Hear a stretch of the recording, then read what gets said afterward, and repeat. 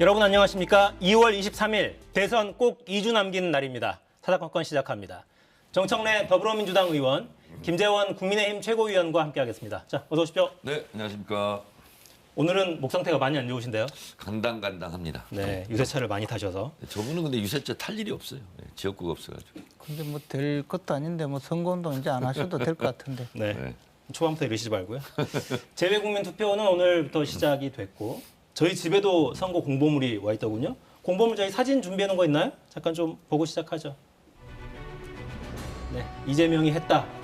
두 주먹을 쥐고 있고 윤석열 후보는 의자에 앉아 있는 모습으로 글자는 좀 적네요. 네, 좀 한 줄 공약 내는 것처럼 글자 수는 좀 줄였습니다. 다리는 좀 오므렸네요, 이제. 아, 그러네. 쪽벌은 아닌 걸로. 네. 네. 심상정 후보는 주장하고 싶은 내용이 많아서 안철수 후보는 후보 얼굴을 크게 넣는 대신 이러저러한 약속들을 많이 쓴 것 같습니다. 자, 책자형 공보물 다 발송이 됐는데 어떤 부분을 좀 국민들이 봐주시기를 원하고 계십니까? 제가 한때 정치 광고회사 카피라이터 했었습니다. 그래서 이 광고에는 0.5초의 전쟁이라고 그러거든요. 그래서 3T, 3T라고 그러는데요. 타이틀, 타겟, 타이밍 이것을 잘 잡아야 된다 그랬는데 제가 객관적으로 좀 살펴보니까 윤석열 후보는 일단 내용이 없습니다. 그리고 매거진, 잡지 형식으로 만들려고 흉내를 낸 것 같은데 일단 쓸 내용이 없으니까 사진을 왕창 크게 하나 담고요. 또 하나는 눈 나쁜 사람들은 못 읽을 정도로 깨알같이 글씨가 많습니다. 그러면 안 읽습니다. 외면하거든요.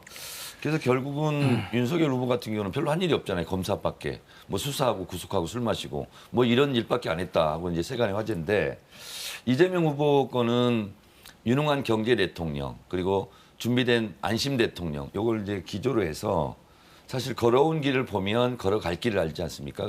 그동안 한 일과 앞으로 할 일 이런 것이 일목요연하게 잘 정리되어 있고요. 글로벌 G5 시대 뭐 대전 안의 경제 대통령이 되겠다. 이제 이런 것을 좀 구체적으로 그런 부분은 비전은 다 이랬어요. 그래서 김재원 최고는 뭐 부정하시겠지만 실제로 현수막, 선거 벽보, 선거 공보물에서는 이재명 후보가 완승을 했다. 그리고 아무리 그래도 그렇지 어떻게 저런 현수막과 벽보와 공보물을 낼까? 저는 그런 면에서 봤을 때 그 윤석열 캠프의 홍보 관계자들은 아마 징계상일 정도로 너무 허접하거든요. 그래서 세련미도 없고 그리고 아마추어 같고 이제 그런 거에 비해서 다 비교 한번 해보세요. 딱 놓고 제일 먼저 들어오는 건 이재명이죠. 세련되고 프로페셔널하게 제작을 했습니다. 네. 윤석열 후보는 어떻게 국민들이 좀 바라봤으면 좋겠습니다. 일단 윤석열 후보는 사실 정치인으로서는 신인이거든요. 어떻게 보면 그 국민들이 윤석열 후보자의 홍보물을 받아보는 것 자체가 처음이기 그렇죠. 때문에 조금 더 이제 자신의 진면목을 보여주는 그런 내용으로 쭉 정리를 했는데요. 정청래 의원님 말씀하신 대로 약간 그 내용이 딴 부분은 몰라도 2페이지에 보니까 역시 이재명 후보자는 내용이 아주 풍부하고 윤석열 후보자나 안철수 후보자는 내용이 좀 빈약해요. 그게 정과 말씀하시려고 그러시는 거예요? 2페이지에 보면 이 전과 기록이 나오는데요. 휘황찬란한 전과가 이재명 후보자는 뭐 원래는 이제 전과 사범인데 100만 원 이상만 공표하게 돼 있어서 거기는 3개가 나와 있는데 그 중에도 그 검사를 사칭하고 또 그 당시 성남시장을 무고한 사건 이거는 아주 그냥 잡범들이 하는 일이죠. 뭐 폭행이나 음주운전 그건 뭐 둘째치고. 근데 그 전과에 대해서 해명한 자료가요. 이게 또 거짓말이에요. 그 판결문에 보면 적나라하게 그 당시에 자신이 검사라고 사칭을 해서 전화를 하고 그 당시에 성남시장에게 이것저것 마치 검사처럼 이야기하는 그 장면이 나오고 나중에 또 성남시장으로부터 이런 허위 내용으로 고소까지 본인이 직접 하잖아요. 그래서 그 몽땅 검사 사칭한 죄하고 무고한 죄로 그렇게 해서 형사처벌 받고 교도소 갔다가 물론 나와서 벌금 받지만 그런 내용을 설명을 기왕에 이래야 되는데 진솔하게 해야 되잖아요. 근데 그 전과 사실조차 거짓말로 일관해서 저건 아마 좀 내용이 문제가 되고 있을 것 같아요. 그래서 앞으로 지금이라도 안 늦었으니까 그거 좀 수정 좀 하라고 하세요. 이재명 지사가 성남 그 시민운동 할 때요. 성남 의료원을 짓자. 성남 시민들의 바람이었거든요. 23만 명 서명 받아가지고 성남시 의회 갖다 줬는데 성남시 의회를 장악한 한나라당이 그거를 그냥 즉각 기각해버렸거든요. 그래서 시민들하고 함께 가서 한 것이 이제 예를 들면 공무집행 방해 이런 게 됐고요. 하나는 선거 운동할 때요. 그분이 이제 성남시장 뭐 국회의원도 나왔지 않습니까? 지금은 이제 지하철 밑으로 내려가도 이제 합법입니다. 그때는 계단을 놓고 한쪽 다리만 올라가 있으면 그쪽으로 그러면 선거법 위반 뭐 이런 식으로 이제 고발도 나오고 서로 상대면 그러는데 거기에 대해서 뭐 선거법 위반이 하나 있었고요. 그리고 검사 사측 문제 계속 얘기하시는데요. TV 프로그램 PD하고 앉아 있다가 검사가 누구냐 해서 실제로는 이재명 지사가 그거를 뭐 사칭하거나 그런 게 아니고 옆에 있었다는 거거든요. 그런 거거든요. 그리고 음주는 뭐 시민들에게 요구해서 갑자기 튀어나온 그 부분은 이제 사과를 했고 그래서 정가 사범 계속 얘기하시는데 뭐 이명박 옆자리에- 대통령 그런 식으로 하면은요 14범이에요. 14범 선거운동 하신 분들이 지금 뭐 이명박 이런 거 가지고 대통령이 지금 후보예요? 얘기하는 것 자체가 그리고- 적반하장이죠. 그리고 꼭 이거 맨날 같네요. 사람만 집어넣고 말이야 수사하고 그래가지고 뭐 말이야. 이거 같네. 꼭 있는 뭐 사실대로 저- 근거대로 얘기하지. 어? 김재원 의원도 길거리에서- 검사 출신이죠. 저봐. 검사들은 왜 저런지 모르겠어요. 저봐. 자, 관계 없는 이야기 하지 마세요. 꼭 뭐 아니 길거리 관계 없는 얘기 자꾸 정가사범 얘기하고 그러니까 그렇죠. 아니 지금 공보물에 거짓말 써놨다 이 말이에요. 아니 해명한 것이 무슨 거짓말입니까? 해명이 그럼 거짓말이라니까. 고소하세요. 자, 정리하겠습니다. 사실이 아니라고. 고소 이미 김진태 의원이 아니 그 한대요. 자신감이 없으면서 자신을 고소하세요. 김진태 무고죄를 의원이 걸 거니까. 김진태 의원이 고소한다니까 걱정 마시고 제가 보기에는 아니, 김재현 의원이 고소하세요. 제가 보기에는 텔레비 나와서만 그렇게 얘기하지 마시고 비겁하게. 잘못됐으면 고소하시라고요. 가만히 보니까 이제 네? 말이 안 되니까 소리만 아니 지르는 본인이 자신 있으면 그게 허위사실을 유포라고 고소하시라고요. 걱정하지 마시고 고소할 테니까. 아니, 고소하세요 그러면. 아니 고소한다니까. 네. 그래서 이 적어도 잘못을 저지를 수는 있어요. 우리나라에 뭐 그런 처벌받은 사람이 어디 한둘입니까? 근데 그러면 적어도 이제 이것을 제가 이런 전과가 있는데 그때는 잘못했습니다 하고 이 소명하는 자리잖아요. 아니 소명한 걸 가지고 소명을 시비를 거짓말로 걸어요. 소명하는 사람이 어디 있습니까? 알겠습니다. 도이치모터스 지금 소환에 불응한 사람이 누구예요? 소명까지 거짓말하는 사람이. 범죄 집단이 자, 어딘데 그런 두 분. 분이 대통령 나와서 지금 표 달라고 하니 참 아니, 소명할 걸 국민들이 가지고 지금 저러고 있으니. 국민들이 참 안 됐죠. 갈 길이 멉니다. 네. 네. 공보물 강조점이 뭐냐 질문 딱 하나 했는데 지금 7분 지나갔어요. 네. 자, 대장동 공방도 계속 이어지는데요. 이른바 정영학 녹취록 속에 그분이다 이런 의혹이 제기된 조재현 대법관이 오늘 기자회견 가졌습니다.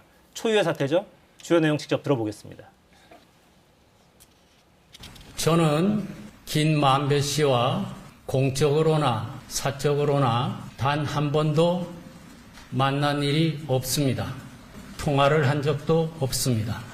대장동 사건에 관련되어 있다는 그 어느 누구와도 일면식, 일통화도 없었습니다. 대법관이 본인의 신상 관련해서 기자회견하는 건 처음 본 것 같아요. 네. 그만큼 국민적인 관심이 뜨거운 사안이고 오해가 계속 빚어지고 있고 사법부 불신을 초래할 수 있는 상황으로까지 가고 있다. 그래서 기자회견을 가졌다 이런 설명이 있었습니다. 조재현 대법관의. 자, 대장동 의혹 초반부터 그분이 누구냐 논란이 뜨거웠는데 지금 상황은 어떻게 좀 보고 계세요? 일단 윤석열 후보 측 국민의힘에서는 이것은 석고 대죄할 일이죠. 계속 그분이 이재명인 식으로 그런 식으로 계속 공격하지 않았습니까? 근데 서울중앙지검장이 국회에 나와서 분명히 그분은 이재명 같은 정치인이 아니라고 얘기를 했고 그리고 녹취록 같은 경우는 그분이 지금 다른 사람으로 특정돼 있지 않습니까? 그래서 지금 억울하다고 조재현 대법관이 지금 기자회견까지 했어요. 결국은 이 대장동 문제는 결국 윤석열 게이트로 지금 비화되고 있거든요. 부산 저축은행에 부실 대출을 했고 그때 수사검사가 윤석열 아니었다는 겁니까? 근데 그분이 조모 씨라는 분은 나중에 또 실형을 받았고요. 그러니까 결국은 덮어주기 봐주기 수사라는 거 아니냐. 그래서 그때 그 조모 씨의 변호사가 윤석열과 특수 관계에 있는 박영수 특검이 당시 변호사 역할을 한 거 아닙니까? 그래서 결국은 김만배 누나가 윤석열 아버지 집 사주고 그리고 곽상도 아들한테 돈 주고 그리고 박영수 특검 딸에게 아버지에게 집 사주고 딸에게 돈 주고 아들에게 돈 주고 결국은 국민의힘 쪽 그쪽 사람들 아닙니까? 그리고 그분은 지금 윤석열 측에서 계속 주장했던 것은 이재명인데 그것은 적어도 이재명은 아니라는 것이 나왔고요. 그리고 김만배 녹취록에 보면 계속 나오지 않습니까? 윤석열은 영장 들어오면 죽어. 그리고 내가 가진 카드면 윤석열은 죽어. 윤석열은 지금 여러 번 죽었어요. 지금 사실은 돌아다닐 사람이 아니에요.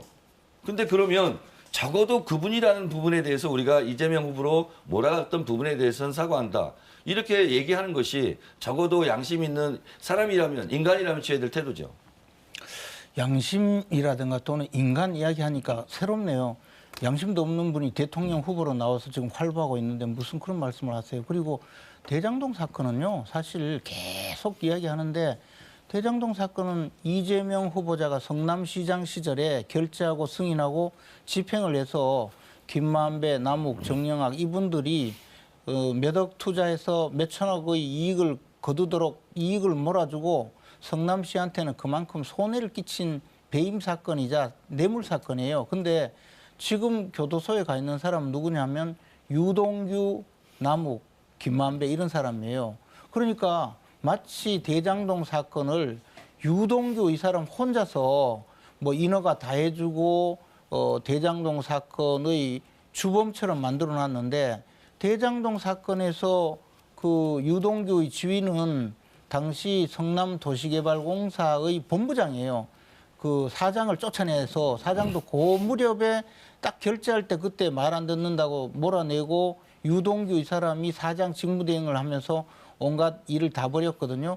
그리고 그 위에서 이 모든 총괄 지휘자는 바로 성남시장 이재명 후보자이죠. 그런데 지금 배임죄는 당시에 기소된 것이 1,870억 정도 되는 배임죄라고 기소가 되어 있는데요. 유동규가 뇌물을 받은 액수는 수억이지만 뇌물을 받기로 한 액수가 700억이에요. 이제 현금화하는 단계겠죠. 그러면 유동규 한 사람이 배임죄로 기소된 금액의 한 3분의 1 해당되는 그 돈을 받기로 하고 뇌물죄로 재판에 넘어가서 지금 교도소에 들어가 있지 않습니까? 이 사람들이 과연 유동규 한 사람이 700억을 뇌물로 받을 수 있을까요? 이 뇌물죄의 그 주인공은 누구냐는 거죠. 그래서 지금 수사가 제대로 진척이 되지 않는 거예요. 거기다가 유동규 이 사람이 구속될 때 왜 정진상 김용 이런 사람들이 급히 통화를 합니까? 그리고 그것도 통화한 내용도 숨기기 위해서 무슨 다른 나라 어플리케이션 통해 가지고 몰래 통화를 해 가지고 결국은 그 내용도 나중에 드러나지 않게 만들었죠. 제가 보기에는 아마 이재명 후보자는 지금도 아직까지 이 대장동 사건의 전말이 밝혀지면 굉장히 두려울 거예요. 그래서 지금 자꾸 그렇게 되니까 대장동 사건을 온통 엉뚱한 무슨 종잣돈을 마련해 줬느니 대장동 사건이 2015년에 일어난 사건인데 2009년도에 부산저축은행 사건을 끌고 와서 거기서 대출을 해서 대장동 사건을 일으켰으니 네. 이것까지 다 대장동의 주범이었자고 하는데 너무 한심해서 요즘은요 대꾸하기가 싫어요. 너무 그렇게 하지 마세요. 자, 강도가요. 강도짓을 하려면 제일 먼저 칼을 준비합니다. 그러면 그 강도짓을 막으려면 칼부터 뺏어야 돼요. 자, 김만배, 남욱 등등이 결국은 그 대장동에 땅을 투자하려면 돈이 필요했잖아요. 부산저축은행에서 부실대출을 받았다는 거 아닙니까? 한 1,800억 정도를. 그러면 그때 이것을 원천봉쇄했으면 결국 대장동에 거기 투자를 못 했겠죠. 근데 그걸 수사를 했어요. 누가 수사했냐? 윤석열이 한 거 맞죠? 윤석열 검사가. 그런데 그 사람들에 대해서 거의 아무런 제재도 받지 않고 요즘 녹취록 나오는 거 보면 무슨 커피를 한 잔 따라주고 말 것이다. 그 녹취록이 나오는데 진짜로 커피 마시고 왔다는 거 아니에요. 그 커피 따라준 사람 누굽니까? 그래서요. 검사면 검사답게 그런 부분에 대해서 발본색원하고 미연에 사전에 방지하고 이런 것을 수사를 하고 있는 게 그래서 공무원으로서 월급 받는 거 아닙니까? 네, 특수활동비도 아니 받고. 근데 잠깐만요. 이 그런데 사실관계가 너무 틀렸기 때문에 저축은행 관련 수사를 담당 의사가 조금만 검사가 윤석열 맞죠? 저거 그냥 정청래 그냥 두면 또 허위 사실 유포로 또 교도소 갈지 모르니까 윤석열 제가 맞잖아요. 바로 잡아 드려야 수사검사. 되거든요. 그래서 좀 기다려봐요. 그때 당시에 윤석열 후보는 중수이과장이었거든요. 그러니까 부장검사로서 당시에 수사검사와 수사 인력이 한 150여 명 정도 되었다고 해요. 그래서 부산저축은행에서 그 저축은행은 본연의 업무가 예금을 받아서 대출을 하는 업무인데 여기서 부동산 개발업체까지 설립을 해서 부당하게 운영을 하다가 결국은 이게 이제 부도 처리가 된 거죠. 그래서 여기 과정에서 운영하는 부산저축은행의 운영 과정에서 문제가 된 사건을 전부 수사를 하는 것이 당시 중수부였고 거기에 정관계 로비 의혹이 있어서 정관계 로비 의혹을 수사하기 위해서 중수부에 수사를 했는데 그때 마치 저 윤석열 검사가 직접 수사한 것처럼 이야기하는데 그것은 수사 책임자고 윤석열 후보가 직접 저 대면 수사를 한 적이 없어요. 근데 지금 어떤 수사관이 그 지금 문제가 된 조모 씨는 그때 당시 참고인이었다는 거예요. 다른 사람에게 뇌물을 전달한 전달자. 그러니까 말하자면 증인이니까 불러서 조사하고 내보낸 거예요. 근데 그리고 나서 그 사람이 별도로 다른 사건에서 수사기관도 다른 곳에서 뇌물로 구속이 된 거예요. 근데 지금 이걸 엮어서 마치 부산저축은행에서 뭐 수사를 봐줬다 하면서 윤석열 검사가 무슨 커피 타준 것처럼 이야기하는데 저렇게 허위 사실을 많이 하다가 저 허위 사실로 자, 김재현 의원님. 계속 이야기하는데요. 그다음에 마지막으로 제가 한 말씀만 더 드리면 부산저축은행에서 대출을 어떻게 받았든 그것을 그 이후에 그 문제는 전혀 이후에 6년 이후에 말이에요. 그 대장동 사건이 일어났을 때 대장동 개발이 있을 때 그것을 총괄적으로 인허가하고 지휘하고 감독한 사람이 이재명 당시 성남시장이에요. 근데 성남시장의 책임은 지금 그걸 벗어나려고 하니까 네. 그 앞에 있는 이야기를 하거든요. 차라리 남욱, 정영학, 김만배를 낳은 부모를 처벌하라고 하세요. 그분들이 얘기를 낳지 않았으면 이 대장동 사건 없었다고요. 말이 되는 소리를 하셔야지. 자, 그러니까 윤석열 짧게요? 부친 집까지 사줬죠. 아버지한테 고마워서. 아이고, 참. 그런 겁니까? 윤석열하고 관계 없습니까? 참 자, 그리고 작작하세요. 녹취록에 아니 내가 가진 카드면 윤석열은 죽어 이렇게 하는데 윤석열이 그럼 수사하고 아무 관계도 거기도 없는데 이렇게 녹취록이 저 나옵니까? 녹취록조차 한번 보세요. 앞에 제대로 보세요. 그 윤석열이 윤석열은 수사검사 아니었다고 지금 주장하시는 겁니까? 윤석열이 죽어 이야기하는 것도 윤석열이 그 저 법조 그 저 사법농단 사건이라고 불리는 그 양승태 대법원장과 판사들 수사를 많이 했기 때문에 다른 이유로 윤석열에 대해서 영장이 들어간다면 법원에서 가중처벌할 거다. 지금 그런 이야기 하잖아요. 근데 김만배 마치 녹취록에 윤석열이 무슨 봐주는 문제가 것도 있는 한계가 것처럼 있지라고 했다는 거 아니에요. 저렇게 계속 이야기하기 때문에 수사 책임자 아닙니까? 그거 얘기하세요. 아이고, 좀 그만하세요. 계속 물어보잖아요. 뭐 윤석열이 말이 되는 아니라 그럼 이야기를 박석열이 하셔야지. 했습니까? 네, 자, 정리하겠습니다. 말이 되는 이야기를 하셔야지. 그 녹취록 저희 그래픽을 만들어 놓은 게 있죠. 그걸 잠깐 좀 보고 넘어가겠습니다. 지금 계속 주장이 부딪히는데 이미 공개돼 있는 정치권을 통해서 공개돼 있는 녹취록이에요. 영장 들어오면 죽는다라는 대목이 지금 노란색으로 표시가 근데 돼 그 앞에 한번 보세요. 있죠. 뭐라고 돼 있는지. 네, 그 앞부분에 이제 대법원장 회복하지 않는 한 뭐 이런 단서가 달려 있긴 합니다. 아니 근데 그러니까 그 다음에 되게 좋으신 분이다. 그리고 나한테도 꼭 잡으면서 우리 김 부장 잘 아는데 위험하지 않게 하라. 이렇게 말했다는 대목인데 공교롭게 저기에는 또 주어가 없어요.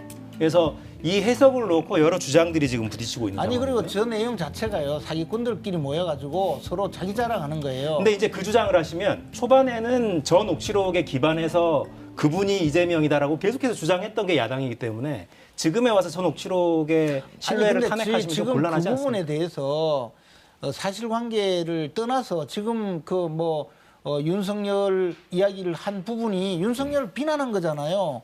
사법 농단 사건 수사를 많이 해서 윤석열이 만약에 법원에 영장이라도 들어가면 판사들이 가만두지 않겠다, 않을 거다라고 이야기하고 있는데 그걸 들고 와서 마치 뭐 이재명 후보가 윤석열을 범죄자처럼 취급하듯이 그걸 가져와가지고 거짓말로 인용을 하고 거기에 또 부안내동에서 우리 정청래 의원님은 방송에까지 나와서 이 말씀을 하시니 어떻게 알겠습니다. 이 나중에 아니 뒷감당하려고 김만배가 얘기했잖아요. 그러세요? 윤석열이 봐주는 것도 한계가 있지라고 했다. 이게 국정농단 사건입니까? 아이, 그만하세요. 네. 아니, 주장하려면 좀 제대로 된 걸 주장하세요. 그러니까 지금 노출돼 있는 그 녹취록, 이 녹취록이 앞뒤가 잘려 있는 부분이 많고 전문이 다 한꺼번에 드러나 있질 않아서 그래서 이 전문을 빨리 공개하라는 네, 거예요. 서로 민주당 주장을 다수 하니까요. 주장이 부딪히니까 일단 여기까지 입수해가지고 정리하고 하면. 넘어가겠습니다. 네, 주장이 아무리 봐도 부딪히니까. 석연치 않습니다. 네, 석연치 않습니다. 알겠습니다. 네. 아이고 하다 안 되니까 저런 말까지. 네. 그리고 이제 민주당에서는 또 이거 계속 이야기하죠. 김건희 씨 주가 조작 관련한 의혹 거의 총공세입니다. 우상호 본부장은 거의 낙마할 수 있다 이런 거론까지 하고 있더군요. 좀 짧게 가야 될 거예요. 시간이 네네. 벌써 많이 지나가서 핵심적인 문제가 지금 뭐라고 보고 계세요? 자, 윤석열 후보가 TV 토론에 나와서 2010년 5월 이후에는 거래를 하지 않았다. 그리고 그 이전까지 통장을 깠지 않습니까? 근데 이번에 TV 토론 나와서는 그때도 했다. 그리고 이익도 보고 손해도 봤다. 그런데 주식을 한다는 것은 돈을 벌려고 하는 거지 잃려고 하는 건 아니지 않습니까? 그래서 지금 밝혀진 바에 의하면 2010년 10월 말부터 미래에셋 대우 계좌를 통해서 11월 중순까지 47만 주를 매수했다. 그리고 11월 하순부터 매도를 시작해서 2011년 1월 중순까지 49만여 주를 매도했다는 거 아니에요. 그러니까 샀다가 팔았다는 거 아닙니까? 그래서 거기서 시세 차익을 약 9억 4천 정도 이익을 봤다는 거 아니에요. 그러면 여기서 해명할 것은 뭐냐면 윤석열 후보가 전에 TV 토론을 나와서 그 2010년 5월 이후에는 안 했다 하는 부분은 사실이 아닌 걸로 되는 거잖아요. 사실상 사실 유포에 해당되는 거고요. 그리고 지금까지 뭐 손해만 봤다는 식으로 계속 얘기했잖아요. 자, 그런데 이것도 결국은 9억 4천 정도 시세 차익을 노렸다. 이것도 그러면 허위 사실 유포에 해당되는 거 아니냐. 이건 마치 윤석열 후보 장모는 남한테 10원 한 장 뭐 해끼친 적 없다 하는 거 말하고 똑같은 거죠. 이 부분에 대해서는 김재원 최고께서 솔직하게 한번 좀 얘기해 보세요.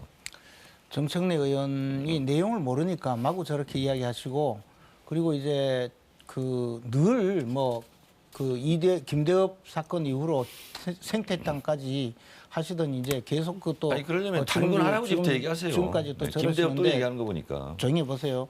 첫째 하나는 이제 그동안에 이 주가 조작 사건이라는 이름으로 한 2년간 검찰에 수사를 해서 전부 계좌 추적을 다 하고 검찰에서 주가 조작에 가담했는지 여부를 전부 수사를 했는데 사실 무근으로 밝혀졌어요.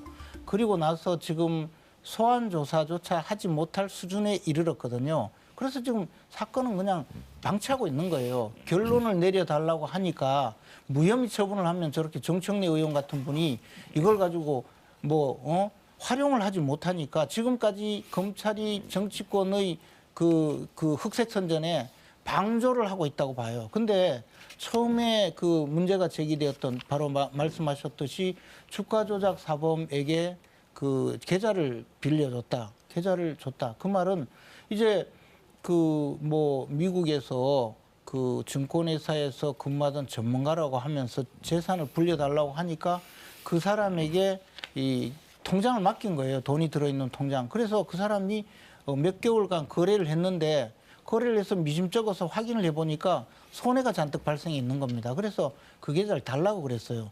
요게 전부 다예요. 주가 조작의 그 전주 노릇을 했다고 주장하는 내용이 그 몇 달간의 주가 조작에 나중에 주가 조작범으로 이번에 구속된 그 사람에게 자신의 돈을 맡겨서 투자를 해달라고 맡긴 기간이 몇 달 되어요. 근데 그동안에 거래가 몇 번 있지 않았고 그러나 한 몇 천만 원 정도 손해를 봤으니 그 통장을 달라고 해서 그때부터 김건희 씨 본인이 가지고 있었던 거예요.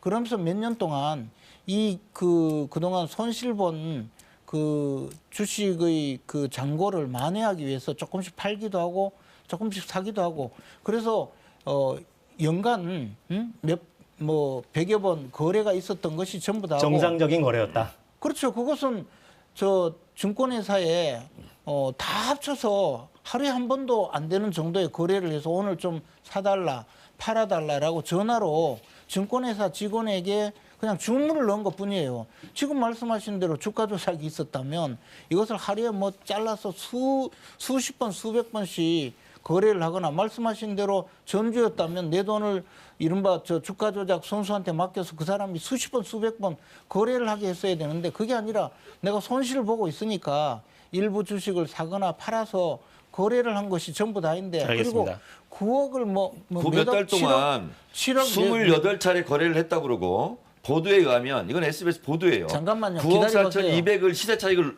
얻었다는데 이걸 부인하십니까? 9억 4,200. 이 보도를 부인하시는 거예요? 잠깐 기다려 보세요. 아니 기다리나 마나 지금 계속 말하려고 맥락 없는 얘기를 하잖아요. 하고 있잖아요 지금. 말하려고 아니 하잖아요. 그러니까 이 보도에 대해서 부인하시냐고. 말하려고 하잖아요.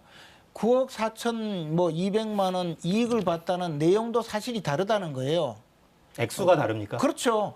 그러니까 지금 이야기하는 것은 지금 말씀하시는 내용은 예를 들어 주식을 팔면 이득을 보고 또 어떤 때는 손해도 보고 그렇게 되잖아요.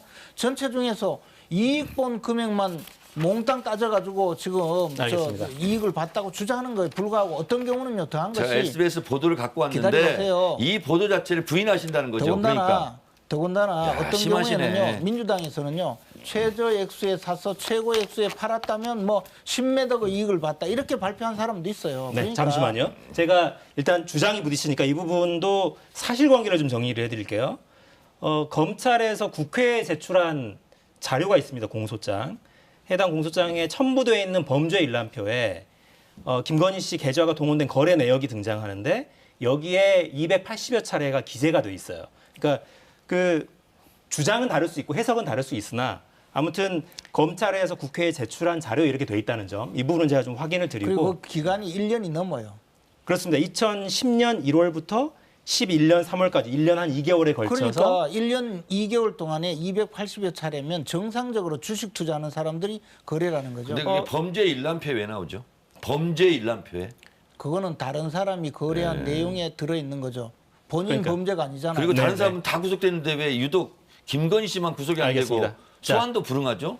주장은 소환을 한 그 적이 윤석열 전 검찰총장 부인이 아니라면 이게 일반 국민도 가능하겠습니까? 검찰이 야, 검찰이 정말. 2년 동안 수사해서 결국은 혐의가 없다고 했으니까 기소를 하지 않은 그 거죠. 이후에 윤석열 검찰총장 팀 외에 수사에서 지금 여러 명이 구속됐어요. 그 김건희 씨만 지금 소환도 지금 안 하고 불응하고 있잖아요. 네. 그러니까 자, 검찰이 죄가 없으니까 못한 거예요. 2년 동안 수사해서 없는 죄 뒤집어 근데 씌우려다가 그분들은 안 된 왜 거예요. 구속이 됐을까요, 그러면? 그 사람들 죄가 있으니까 구속됐겠죠. 그렇죠. 자, 이 정도 윤 총장 하겠습니다. 때는 왜 그러면 구속이 안 됐을까요? 네네. 주장은 충분히 전달이 된 것 같아요. 부인이 다칠까 봐 봐준 거 아닙니까? 네. 자, 대선 후보들 행보 좀 영상 보고 짧게 이야기를 하고 넘어가야겠네요. 자, 이재명 후보부터 보죠. 오늘부터 이틀간 충청 지역 집중 유세 이어가고 있습니다. 영상 보시죠.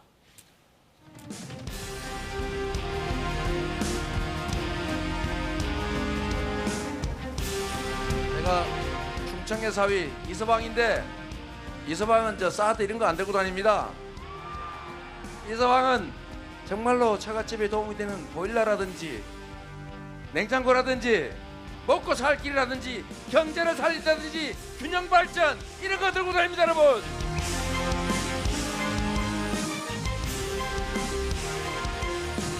김대중 대통령이 경제적으로 유능했기 때문에 가능한데 무능하고 무지하고 무책임한 사람이 왔다면 경제가 살겠습니까? 죽겠습니까, 여러분?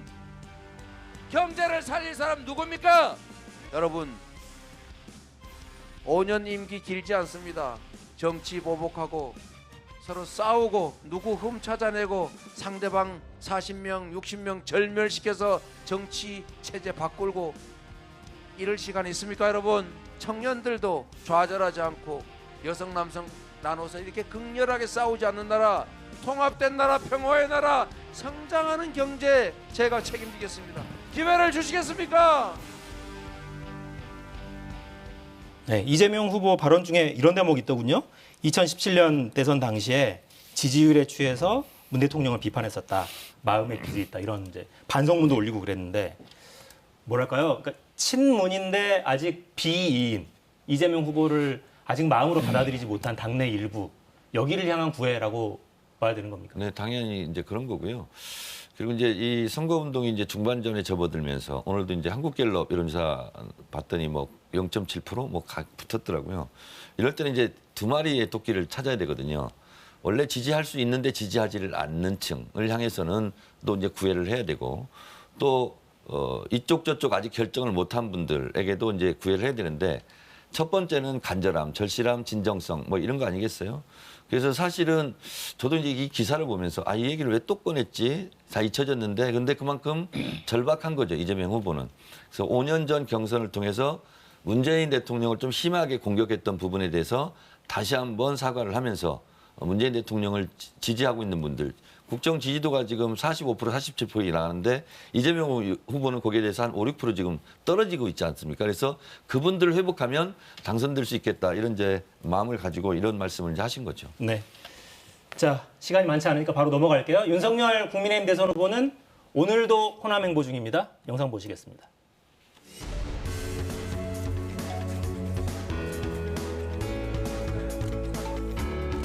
비록 혁명은 실패했지만 이 동학혁명의 정신은 지금도 면면이 우리 국민 모두의 가슴에 타오르고 있다고 생각합니다.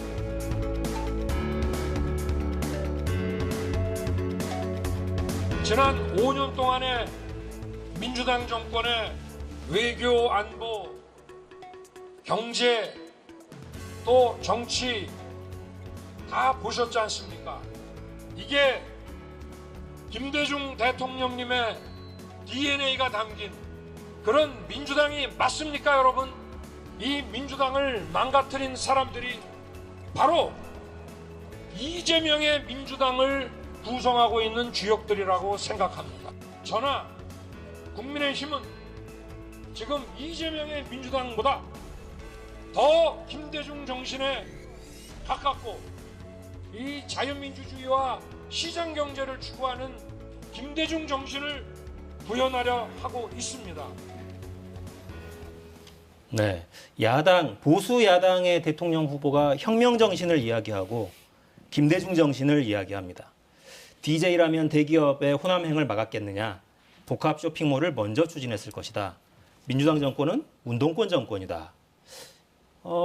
통합을 위한 행보라고 볼 수도 있을 것 같고 일부에서는 와 갈라치기다 이렇게 비판도 하더라고요. 뭐 갈라치기라기보다 사실 윤석열 후보는 뭐 정치인이 아니었지 않습니까?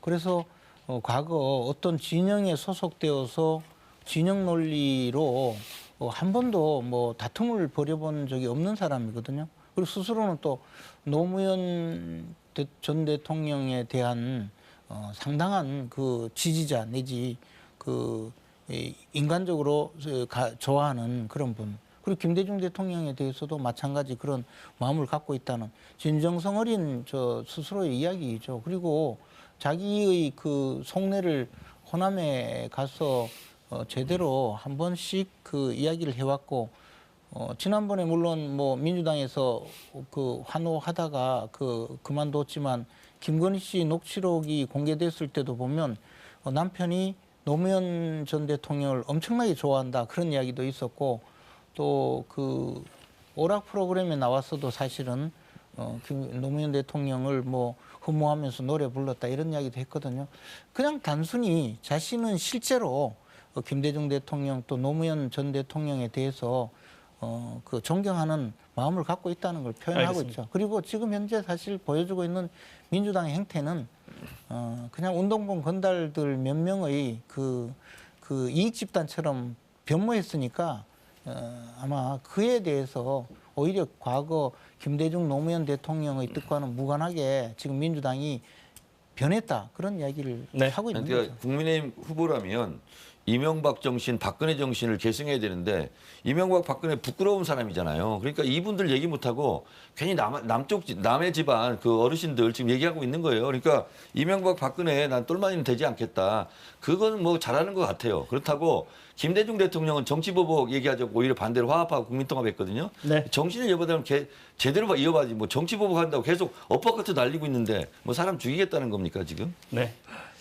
그 호남의 민심이 어떻게 반응할지 좀 보시죠. 저나 국민의힘이 김대중 정신을 더 잘 구현하고 있다.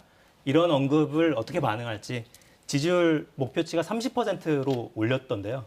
한번 지켜보겠습니다. 엇박같다는 거 보면 권투 선수 같아요. 네. 자, 심상정 정의당 대선 후보 또 안철수 국민의당 대선 후보 행보도 봐야죠. 영상 보겠습니다.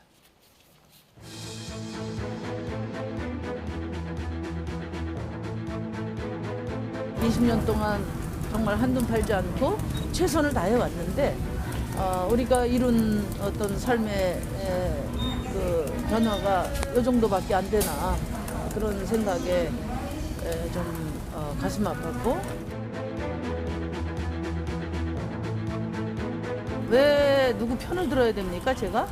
저희는 국민 편입니다. 이재명 후보는 노골적으로 진보를 공격하고 개혁을 외면하고 또 뭐 좌판이 뭐니 색깔론을 동원하지 않습니까? 수술의 시민들 무슨 마법에 걸린 듯이 정권 교체만 되면 다 될 거라고 착각하던 분들이 많이 계십니다. 상대방 떨어뜨리기 위해서 마음에 안 들고 무능한 후보를 뽑아서 그 사람이 당선되면 그 다음에 대한민국 어떻게 됩니까? 1년만 지나고 나면 내가 그 사람 뽑은 손가락 자르고 싶다고 또 그럴 겁니다. 심상정 후보는 지난번 대선 후보 TV 토론 마지막 1분을 저 장애인 이동권 시위에 관한 발언으로 채웠고 오늘은 현장에 직접 찾아갔어요. 그 후에 장애인 이동권 예산 확보를 위한 지하철 시위, 출퇴근길 시위는 하지 않겠다 이런 입장도 장애인 단체가 내놓았습니다. 일단 저 문제와 관련해서는 반발짝쯤 떼게 만든 것 같긴 하네요. 자, 이 이야기도 좀 해봐야죠. 이준석 대표와 국민의당 이게 후보 단일화가 되는지 마는지를 이제 넘어서 버린 것 같은 느낌도 들고 계속 뭐 진실 공방도 있고요. 이태규 의원은 오늘 이준석 대표가 합당 제안도 했었다. 그렇게 해놓고 왜 자꾸 이런 모욕을 주느냐 이런 취지의 회견도 하던데 어떻게 돌아가는 겁니까 지금? 지금 뭐 저런 이제 뒷이야기가 나오는 것은 좋지는 않습니다. 그리고 아직도 투표할 날짜까지는 상당히 시간이 남아 있고 2주 남았죠. 또 안철수 대표께서도 지금 후보 단일화에 대해서 포기하거나 우리 국민의힘 윤석열 후보와의 단일화를 뭐 완전히 막아버리는 상태도 아니고 저는 아니라고 보시는군요. 그렇죠. 앞으로도 상당 기간 동안 우리가 안철수 후보의 그 생각을 함께 공유할 수 있도록 노력하는 자세로 나가면 충분히 후보 단일화는 가능하리라고 생각하고요. 안철수 후보께서도 그 정권 교체의 주역이 되겠다고 했잖아요. 지금 이 상태로 그냥 가시면 주역이 될 수는 없거든요. 그러니까 윤석열 후보와 함께 뜻을 맞춰서 안철수 후보가 생각하는 대한민국의 미래를 함께 만들어가는 그런 큰 정치에 나서 주신다면 정권 교체의 주역이 될 수 있죠. 저는 뭐 후보 단일화는 아직도 진행 중인 상태라고 봅니다. 아직 물론 문이 완전히 닫히지 민주당이 않았다. 뭐 말도 안 되게 방해를 하고 있어요. 근데 성공하겠습니까, 민주당이? 단일화 부분에 대해서는 지금 방금 말씀하신 김재원 최고위원 말씀이 정답이에요. 끝까지 끝난 게 아니고 불면 날아갈까, 쥐면 꺼질까 이런 조심스러운 심정으로 끝까지 최선을 다해야 되거든요. 근데 이준석 대표는 김재원 의원의 그 생각과 좀 달라 보여요. 마치 저 이야기에 굉장히 도움되는 발언을 많이 하고 뭐 리얼 크크 뭐 이런 것도 날리면서 굉장히 안철수 후보가 참기에는 어려운 조롱, 모욕 이런 걸 계속하고 있거든요. 그것은 진영을 떠나서 당을 떠나서 원래 정치인들이 지도자가 또 당대표는 정치 지도자다. 해서는 안 될 짓거리를 계속 지금 이준석 대표가 하고 있는 거예요. 그런 면에서는 역으로 저에게 도움이 돼서 저희는 뭐 싫지는 않은데 결국은 단일화를 요구하는 것이 어쨌든 국민의힘과 국민의당 지지하는 분들의 요구라면 태도는 김재원 최고위원 같은 저렇게 태도를 취하는 게 맞습니다. 네, 짧게. 김재원 최고가 오랜만에 좀 옳은 태도를 보였어요. 오랜만에 칭찬을 또 하시니까 좀 어색하고 짧게 이준석 대표의 지금 이런 행보, 발언 어떻게 평가하세요?